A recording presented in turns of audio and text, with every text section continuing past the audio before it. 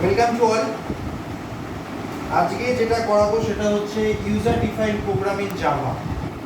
User define program মানে জাভাতে কি করে ইউজার ডিফাইন প্রোগ্রাম করব বা কি করে ইউজার ডিফাইন প্রোগ্রাম এক্সিকিউট করে সেটা আজকে আমি দেখাবো। ঠিক আছে, তো শুরু করা যাক। আমার আজকের class user define programme.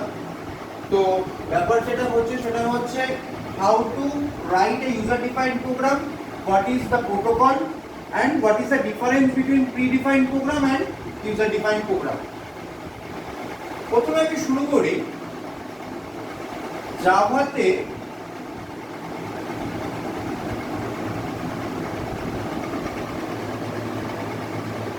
two types of method.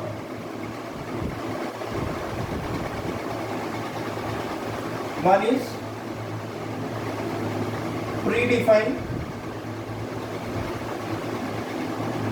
method or function, other is user defined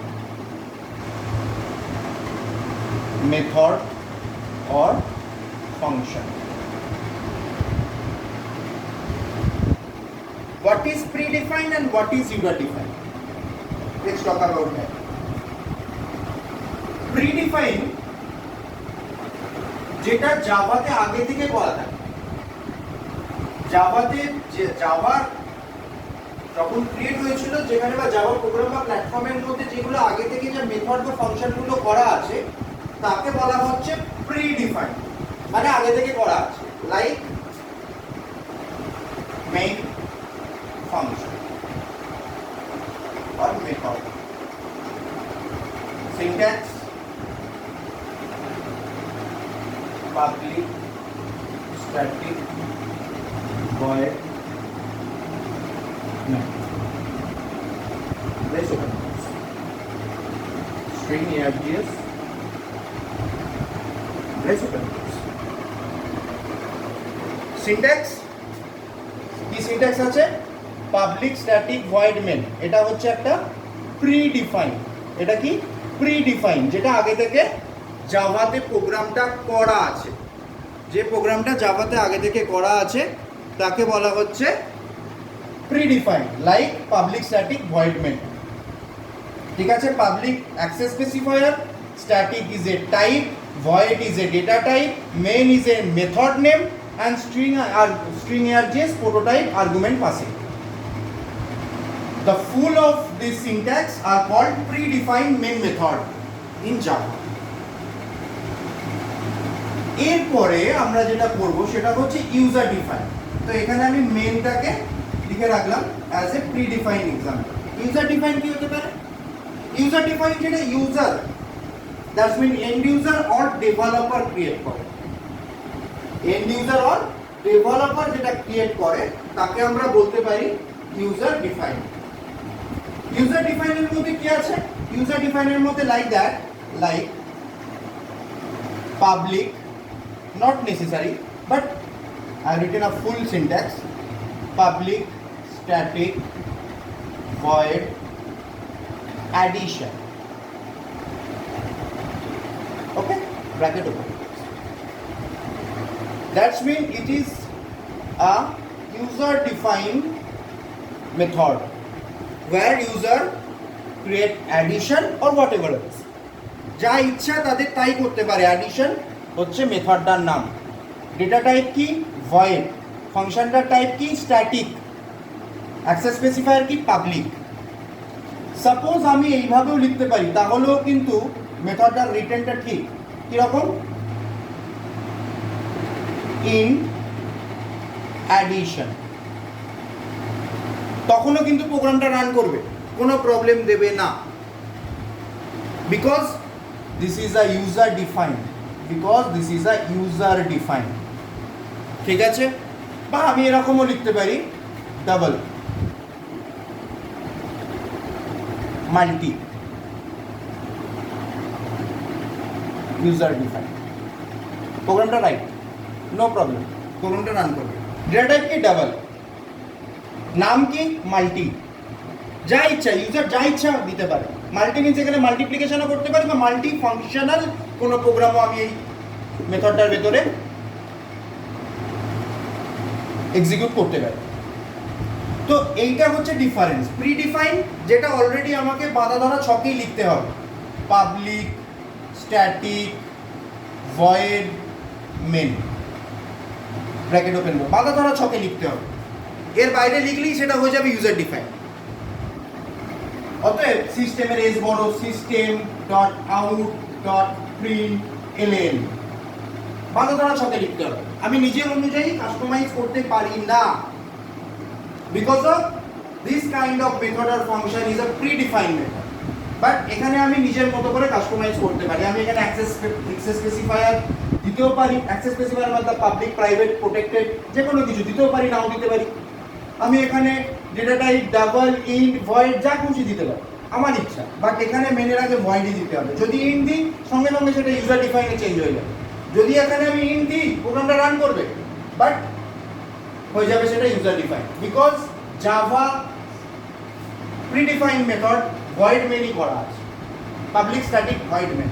যে এখানে ইন্ট দেবো সঙ্গে সঙ্গে সেটা হয়ে যাবে ইউজার ডিফাইন। বোঝা গেছে? তাহলে আমি এটা ইউজার ডিফাইনের একটা এক্সাম্পল দেখাই, তাহলে বোঝা যাবে যে what is the difference between predefine method আর ইউজার ডিফাইন মেথড। একটা প্রোগ্রাম করে দেখাই। আমি একটা প্রোগ্রাম এখানে করে দেখাবো ইউজার ডিফাইন মেথড দিয়ে, মানে মেথডটা বা ফাংশনটা তৈরি হবে ইউজার ক্রিয়েট, আর সেটা ডিফারেন্স কি প্রিডিফাইনের সাথে সেটা দেখাবো। আর আমি ইউজার ডিফাইন মেথডকে আজকে দেখাবো বেসিক ভাবে, মানে ডাইরেক্ট এনকাউন্টারাইজড কলিং যাকে বলা হয়। এনকাউন্টারাইজড কলিং কাকে বলে সেটাও আজকে আমি এই টপিকে বলে দেবো। নেক্সট টপিকে আমি দেখাবো, নেক্সট ক্লাসে আমি আজকে করাবো হচ্ছে অবজেক্ট ওরিয়েন্টেড, কি করে অবজেক্ট ক্রিয়েট করতে হয়, যে how to call user defined method or function to create a object in main function, how to create a object. তো ক্লাসের অবজেক্ট ক্রিয়েট করা আমি পরের ভিডিওতে দেখাবো। আজকে এনকাউন্টারাইজ মানে কি করে ডাইরেক্ট ইউজার ডিফাইন্ড মেথডের নাম ধরে আমি মেন ফাংশনে ডাকতে পারি, কি কি প্রোটোকল লাগে সেটা আজকে সে ভিডিওতে আমি বলে দেবো। যাই হোক, আমি শুরু করছি। Class user in addition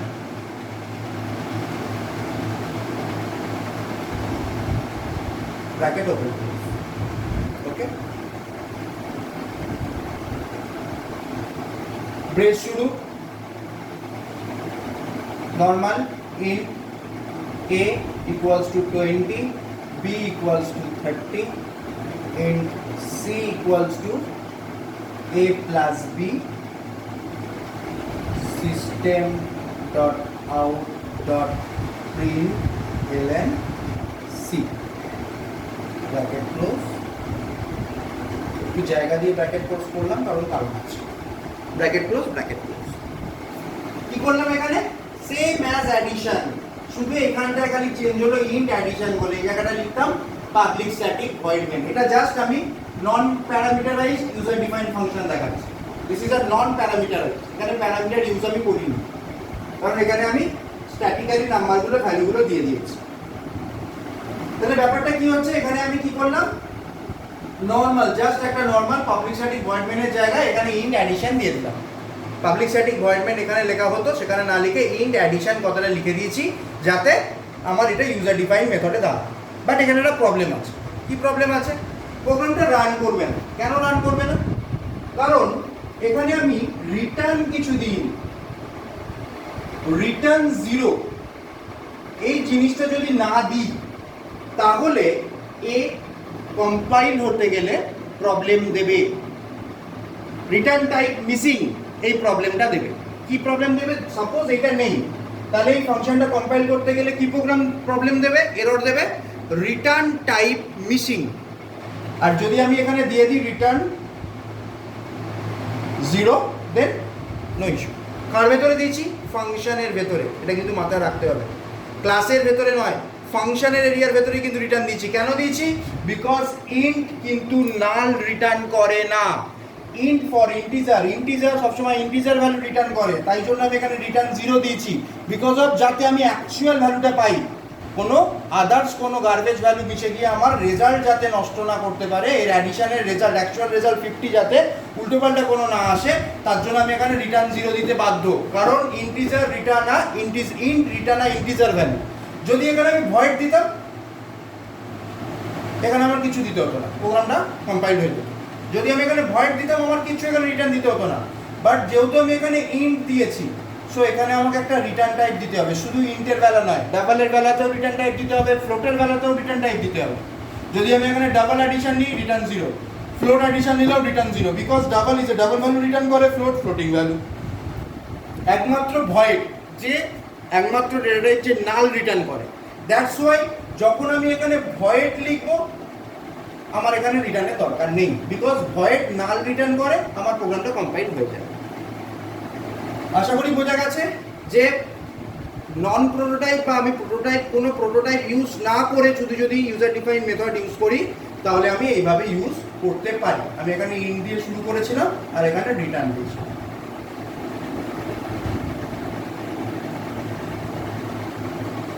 return 0। এরপরে যেটা দেখাবো সেটা হচ্ছে প্রোটোটাইপ। কি করে প্রোটোটাইপ? কিছুই না, এই জায়গাটা খালি চেঞ্জ হয়ে যাবে। কি হয়ে যাবে? Int a comma int B, parameter pass করব। এই যে এখানে প্রোটোটাইপটা ছিল, তার ভেতরে আমি প্যারামিটার পাস করলাম। ফাংশনটা হয়ে গেল user define parameterized program, user define method parameterized program. ঠিক আছে, জাস্ট এখানে এই প্রোটোটাইপটা যখন আমরা নর্মাল এখানে ছিল, this is a function prototype, this is a function prototype. But যেই আমি এখানে int a comma int B এই প্যারামিটার পাস করালাম, তখনই এর এক্সাম্পলটা হয়ে গেল ইউজার ডিফাইন প্যারামিটারাইজড প্রোগ্রাম। বোঝা গেছে? জাস্ট কিছু না, নর্মাল কয়েকটা চেঞ্জ, কয়েকটা নিয়মের চেঞ্জ, কয়েকটা আপডেশন, কয়েকটা ডেভেলপ, বাস প্রোগ্রামটা ঘুরে যাবে, আর কিছু না। নর্মাল জিনিস, normal in c is equal to a, normal, বাদ বাকিটা একদম সেম, কোনো অসুবিধা নেই।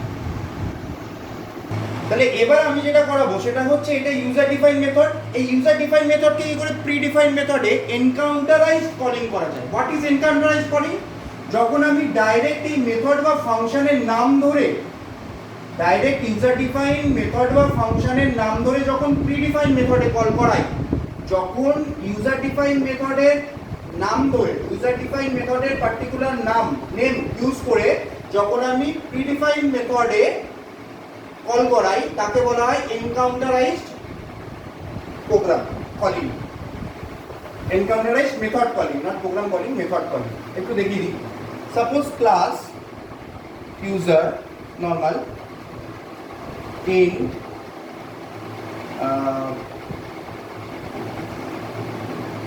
max in a comma in b, okay,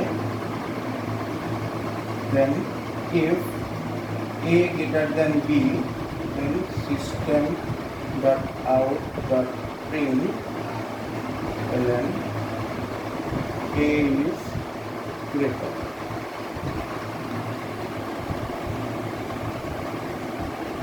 Okay, else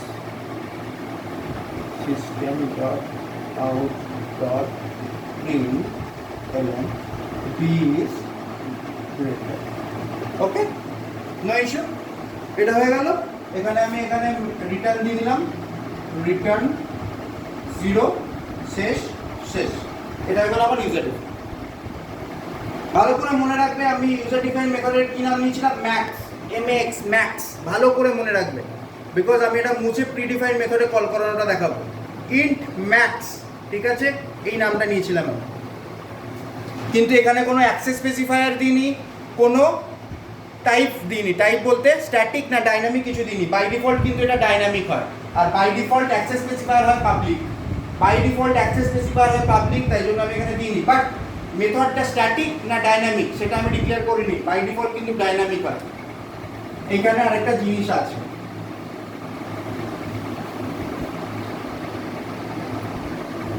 একই ক্লাসের ভেতরে, তাই জন্য আমি ক্লাস নেমটা লিখলাম না, যেহেতু একই ক্লাসের ভেতরে। জাস্ট এখানে আমি এবার যেহেতু এটা শেষ করে দিয়েছি, আগের প্রোগ্রামের ব্রেস্ট এরিয়াটা শেষ করে দিয়েছি, ঠিক আগের প্রোগ্রামের এরিয়াটা এখানে শেষ হবে, আর এখানে পাবলিক স্ট্যাটিক ভয়েড মেন। আগের প্রোগ্রামের, আগের মেথড বা ফাংশনের, আগের মেথড বা ফাংশনের এরিয়া ক্লোজ হবে, নট ক্লাসের। আগের মেথড বা ফাংশনের এরিয়া ক্লোজ হয়েছে, ক্লাসের এরিয়া আমি ক্লোজ করিনি। একই ক্লাসের মধ্যে একটা ইউজার ডিফাইন, একটা প্রি ডিফাইন, আমি প্রি ডিফাইনকে মধ্যে কল করাচ্ছি ইউজার ডিফাইনকে। পাবলিক স্ট্যাটিক ভয়েড মেন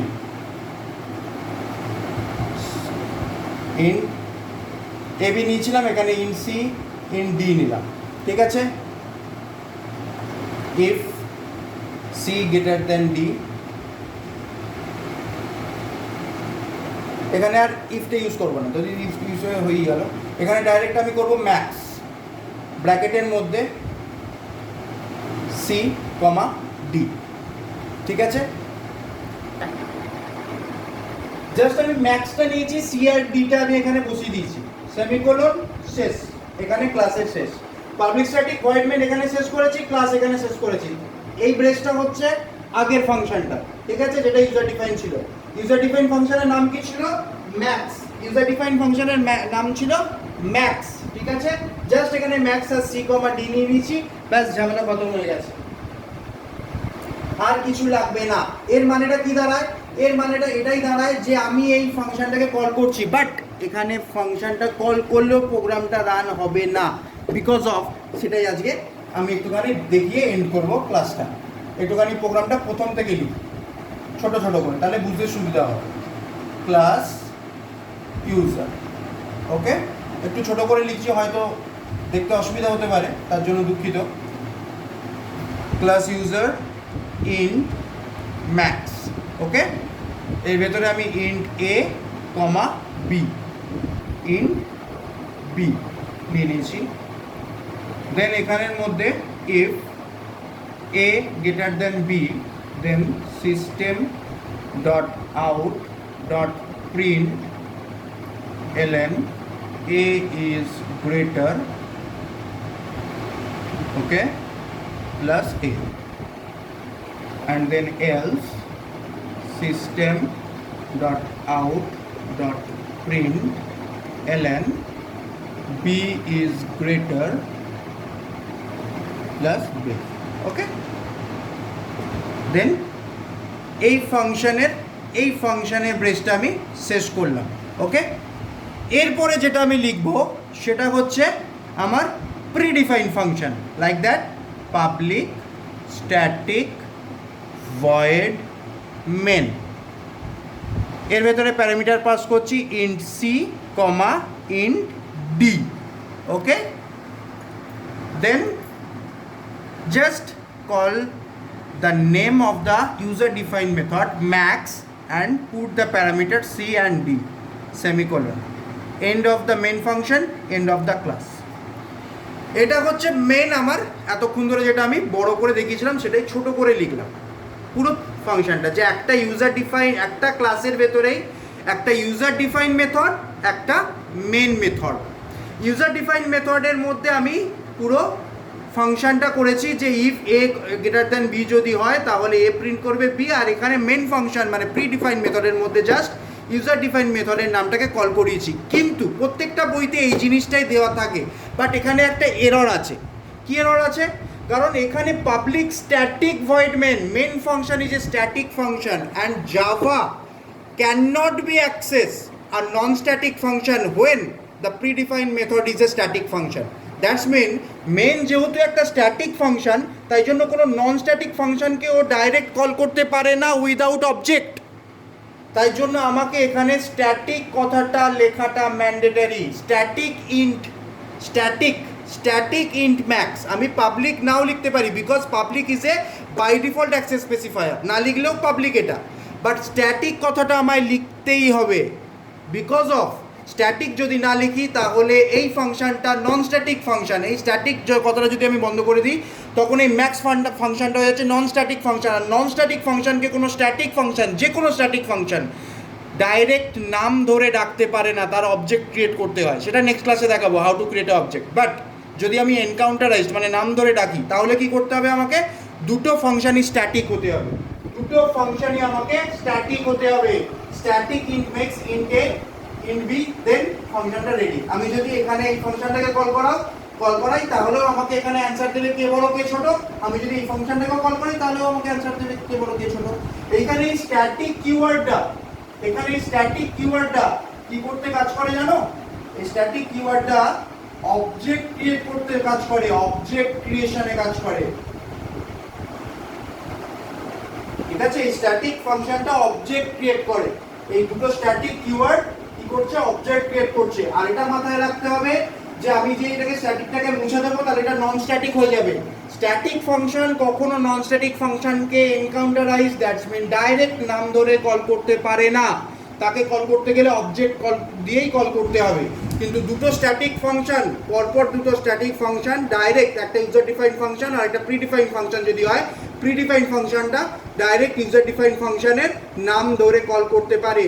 এই কল করানোটাকে বলা হয় এনকাউন্টারাইজড কলিং মেথড, যেটা দুটোই স্ট্যাটিক হতে হবে। ঠিক আছে, ওকে, আজকের মতো এখানেই শেষ করলাম। এটাই হচ্ছে মেন আমাদের first part of user defined method, basic part একদম। পরের দিন আমি অবজেক্ট ক্রিয়েট করা শেখাবো, যে একটা ডাইনামিক ইউজার ডিফাইন্ড মেথডকে বা নন স্ট্যাটিক ইউজার ডিফাইন্ড মেথডকে কি করে একটা স্ট্যাটিক প্রিডিফাইন্ড মেথড কল করতে পারবে ভায়া অবজেক্ট। Thank you. যদি কোনো ইনফরমেশন পাওয়া থাকে সেই সবাইকার মতো আমিও বলি যে লাইক অ্যান্ড সাবস্ক্রাইব করো, আর আমার চ্যানেলটাকে একটুখানি আপগ্রেড করো যাতে উপরে ঘুরে। Thank you.